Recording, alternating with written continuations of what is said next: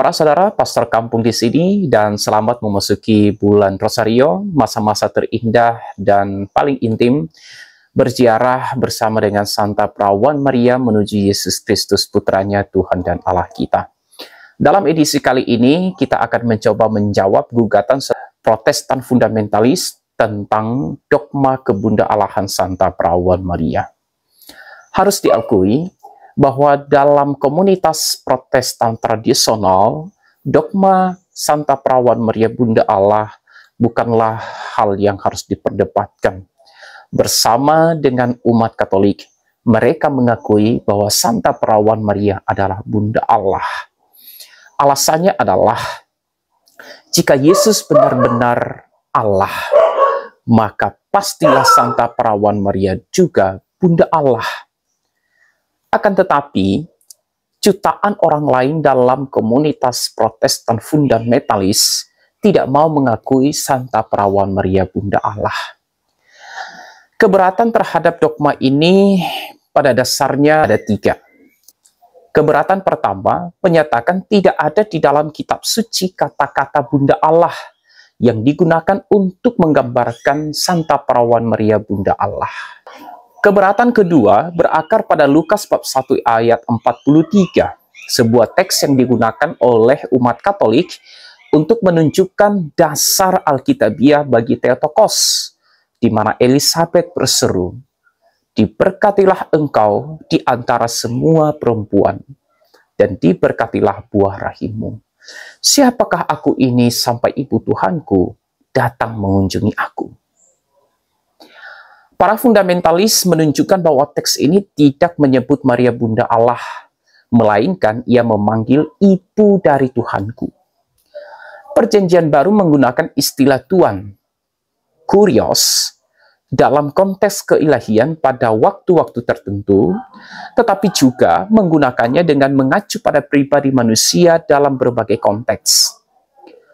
Bagian dalam Lukas bab 1 ayat 43 dikatakan tidak mengacu pada keilahian Kristus, tetapi pada kemanusiaannya. Dan akhirnya keberatan ketiga, orang Protestan menyatakan bahwa tidak mungkin Tuhan memiliki seorang ibu. Tuhan adalah Trinitas.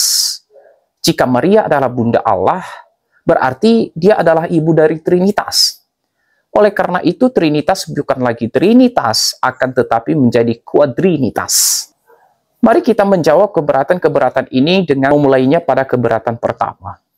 Mengatakan Maria tidak bisa menjadi Bunda Allah karena kitab suci tidak menggunakan kata-kata secara eksplisit, menempatkan Protestan dalam posisi yang sangat keliru.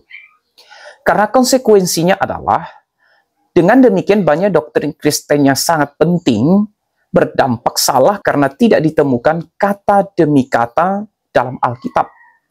Ambil contoh doktrin Trinitas. Doktrin ini unggul dari semua doktrin Kristen. Namun kata Trinitas tidak ditemukan secara eksplisit di dalam Alkitab. Apakah dengan demikian Trinitas salah? Tidak. Keberatan kedua tidak begitu mudah disangkal oleh Protestan.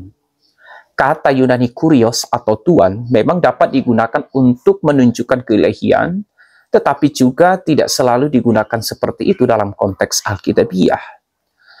Kita ambil contoh dalam 1 Korintus 8 ayat 5 yang berbunyi, "Sebab sungguh pun ada yang disebut Allah baik di surga maupun di bumi, dan memang benar ada banyak Allah dan banyak Tuhan yang demikian."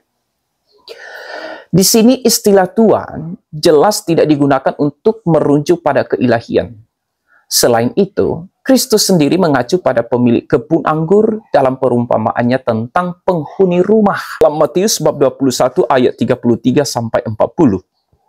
Sebagai kurios atau tuan kebun anggur dalam ayat 40. Jadi, kurios dapat digunakan secara khusus berkenaan dengan pribadi manusia. Namun, jika kita kembali pada 1 Korintus bab 8 ayat 5, pada ayat berikutnya yakni ayat 6, memberi kita contoh kurios yang digunakan sehubungan dengan keilahian. Dikatakan, "Namun bagi kita hanya ada satu Allah saja, yaitu Bapa yang daripadanya berasal segala sesuatu, dan yang untuk Dia kita hidup, dan satu Tuhan saja, yaitu Yesus Kristus, yang olehnya segala sesuatu telah dijadikan. Perhatikan dua poin kunci. Yesus disebut sebagai satu-satunya Tuhan dan pencipta segala sesuatu. Maka tidak dapat diragukan lagi bahwa perikop ini mengacu pada keilahian Tuhan kita. Setiap orang Yahudi mengetahui kebenaran sema yang agung dari Ulangan bab 6 ayat 4. Dengarlah hai orang Israel, Tuhan Allah kita itu Tuhan Esa. Hanya ada satu Tuhan di Israel. Dan menurut 1 Korintus, Yesus adalah Tuhan yang satu itu. Yesus juga disebut pencipta segala sesuatu. Gelar kurios yang diterapkan pada Kristus sebagai pencipta segala sesuatu dalam 1 Korintus bab 8 ayat 6 jelas merupakan gelar keilahian bagi Kristus. Konteks inilah yang membuat segalanya sangat jelas. Sekarang, untuk memastikan bagaimana kurios digunakan untuk Kristus dalam Lukas bab 1 ayat 43. Apakah itu digunakan untuk menggambarkan Yesus sehubungan dengan kemanusiaannya saja, atau sehubungan dengan keilahiannya? Setidaknya ada dua alasan yang dapat kita ketahui dengan pasti bahwa ini merujuk pada Kristus sebagai pribadi ilahi.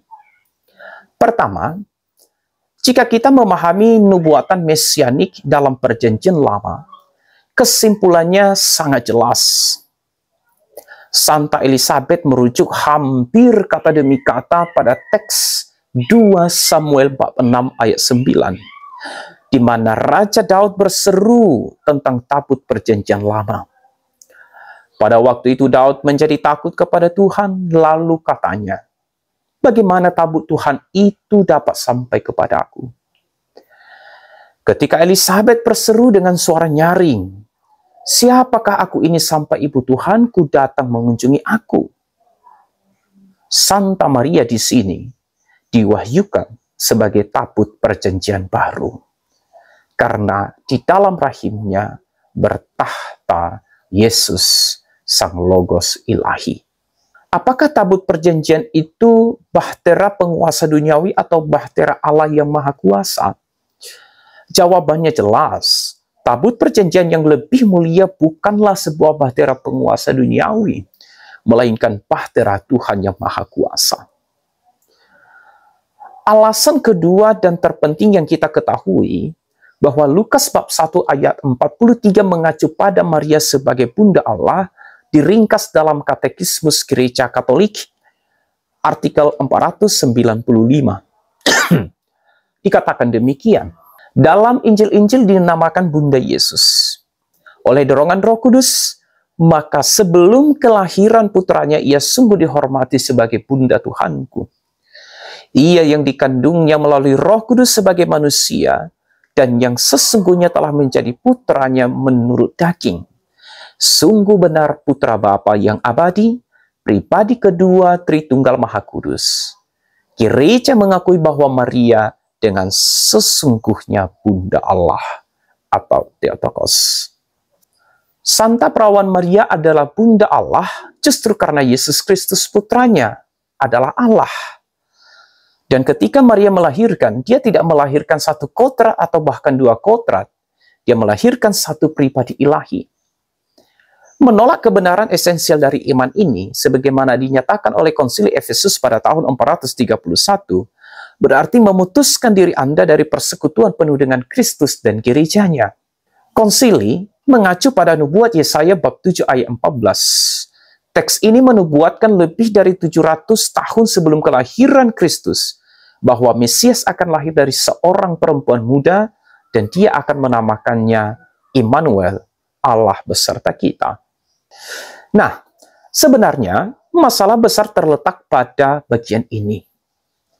Dengan menyangkal Maria sebagai Bunda Allah, dan menegaskan Maria hanya sebagai ibu dari manusia Kristus Yesus, maka dengan demikian, Protestan fundamentalisme menyangkal keilahian Kristus, seperti yang dulu pernah dilakukan oleh seorang bid'ah yang bernama Arianius dan alirannya disebut sebagai Arian pada abad keempat, atau menciptakan dua pribadi dalam Kristus. Hal ini jelas-jelas merupakan tindakan bid'ah. Lalu bagaimana dengan keberatan ketiga? Bahwa tidak mungkin Allah memiliki ibu, karena jika demikian konsekuensinya adalah Trinitas batal, tapi menjadi kuadrinitas. Well, jika Allah adalah Trinitas dan Maria adalah Bunda Allah, bukankah itu berarti Maria adalah Bunda Trinitas? Sebenarnya tidak. Dengan mengatakan Maria adalah Bunda Allah, Gereja Katolik tidak mengatakan bahwa Maria adalah sumber kodrat ilahi di antara tiga pribadi Tritunggal Maha Kudus, juga bukan sumber kodrat ilahi pribadi kedua. Mungkin analogi ini bisa membantu Anda untuk memahaminya. Contoh, istrimu yang bernama Valeria adalah ibu dari anakmu bernama Timmy. Tetapi tidak berarti dia adalah sumber jiwa abadi Timmy. Tuhan secara langsung menciptakan jiwa Timmy seperti yang dia lakukan pada setiap manusia. Namun, kamu tidak menyimpulkan bahwa Valeria hanyalah ibu dari tubuh Timmy. Dia adalah ibu Timmy, titik. Dia tidak melahirkan tubuh. Dia melahirkan seorang manusia yang merupakan gabungan tubuh dan jiwa yang diberi nama Timmy. Secara analog, meskipun Maria tidak menyebabkan kodrat ilahi Yesus atau jiwa manusia abadinya, dia tetap ibunya karena dia tidak melahirkan tubuh, jiwa, kodrat.